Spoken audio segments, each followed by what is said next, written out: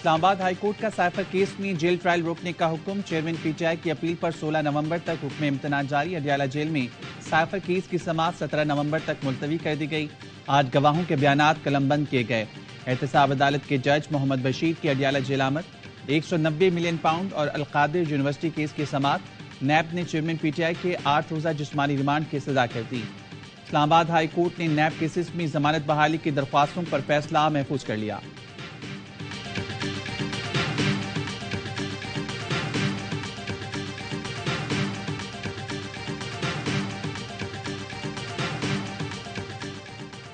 مسلم league نون کے قائد نواز شریف کا کوئٹہ کا دورہ، سیاسی جماعتوں کے رہنماؤں کی نواز شریف سے ملاقات۔ بلوچستان عوامی پارٹی، جمعیت علماء اسلام، پشتونخوا میپ کے رہنما شامل۔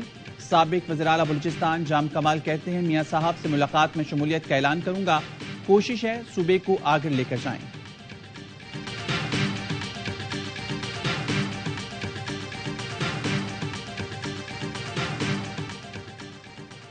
باپ کل بری پارٹی تھی، آج بھی بری ہوگی، بہتر ہے نواز شریف پنجاب پر فوکس کریں۔ بلاول بھٹو زرداری کا مشورہ، کہا نون لیگ سہارا نہ ڈھونڈے، اپنے بلبوتے پر سیاست کرے، اداروں کو اپنے لیے سیاست کا نہ کہے۔ آج بھی ایک قسم کی فیلڈ سجائی جا رہی ہے، لیکن پیپلز پارٹی ہر پچ پر کھیلنے کے لیے تیار ہے۔ آصف زرداری کہتے ہیں پیپلز پارٹی کے خلاف پہلے بھی اتحاد بنائے گئے، ہمیں ان کی کوئی پرواہ نہیں۔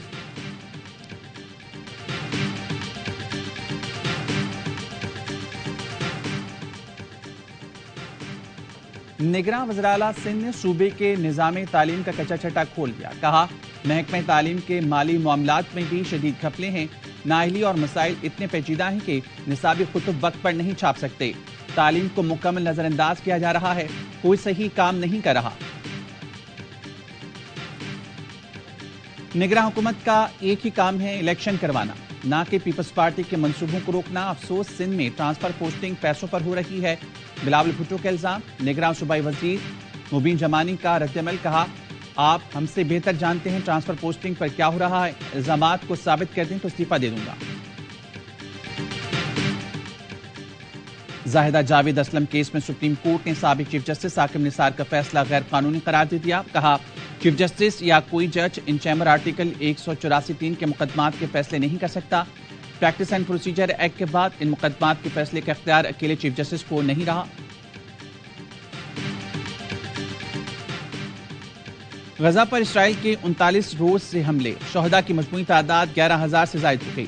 عالمی ادارے صحت کا کہنا ہے غزہ کا الشفا اسپتال قبرستان میں تبدیل ہو رہا ہے، اسپتال کے اندر اور باہر لاشیں موجود ہیں۔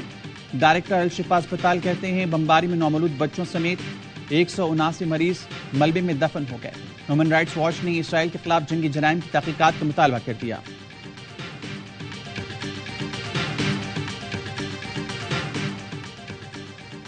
اور ایشیا کپ اور ورلڈ کپ میں بہترین پرفارمنس، کپتان اور ٹیم مینجمنٹ سے جواب طلبی کا فیصلہ۔ بابر اعظم، مکی آرتھر اور گرانٹ بریڈمن کو کل طلب کر لیا گیا۔ قومی کرکٹرز کے سینٹرل کانٹریکٹ کا سرنو جائزہ لینے پر بھی غور شروع۔ پی سی بی نے توصیف احمد کی سربراہی میں قائم عبوری سلیکشن کمیٹی تحلیل کر دی، نئی کمیٹی کے لیے مشاورت جاری۔ سب سے زیادہ اقربا پروری بانچا خان اور ولی خان یونیورسٹی میں سامنے آ رہی ہے۔ کیا یہ یونیورسٹیاں صرف اپنے لوگوں کو کھپانے کے لیے بنائی گئی ہیں؟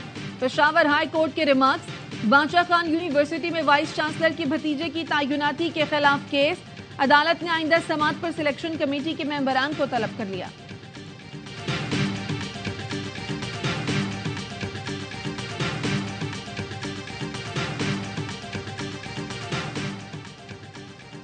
نگراں وزیر اعلیٰ سندھ کا تاریخی قبرستان چوکنڈی کے گیٹ قبضے ختم کرانے کا حکم، غیر قانونی ٹرک اڈہ کیوں قائم کیا گیا؟ مقبول باقر کا انتظامیہ پر برہمی کا اظہار، کہا اتنے بڑے ورثے کے گیٹ قبضے ہونا شرم کی بات ہے، کوئی کتنا بھی باثر ہو کسی کو قبضہ کرنے کی اجازت نہیں، جتنی فورس چاہیے بتائیں، فوری کارروائی کی جائے۔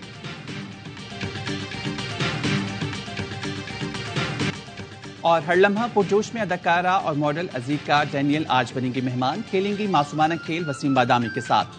کرکٹ پر ہوں گے باسط علی، اظہر علی اور کامران اکمل کے تجزیے تبصرے، مصطفیٰ چودھری اور عادی کر کے بکھیریں گے۔